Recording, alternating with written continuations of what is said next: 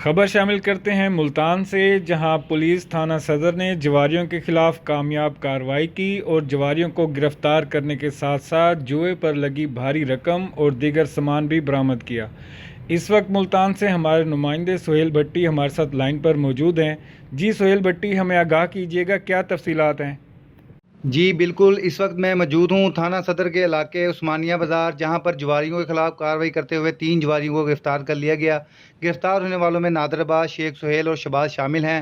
ملزمان کو انٹرنیٹ کے ذریعے جوا کرواتے موقع سے گرفتار کیا گیا۔ پولیس نے جوئے پر لگی رقم 7500 روپے، 2 laptop, 2 PTCL wireless phone, 1 LCD، 5 mobile phone, 1 internet device اور دیگر آلات قمار بازی کو قبضہ میں لے لیا۔ SHO صدر ملتان ملک سعید احمد نے سب انسپکٹر علیم حیدر، اسسٹنٹ سب انسپکٹر لال خان، عقیل احمد اور اپنی دیگر ٹیم کے ہمراہ کارروائی کرتے ہوئے ملزمان کو گرفتار کر کے موقع سے برآمدگی کی۔ ملزمان کے خلاف تھانہ صدر میں قمار بازی ایکٹ کے تحت مقدمہ درج کر لیا ہے۔ جی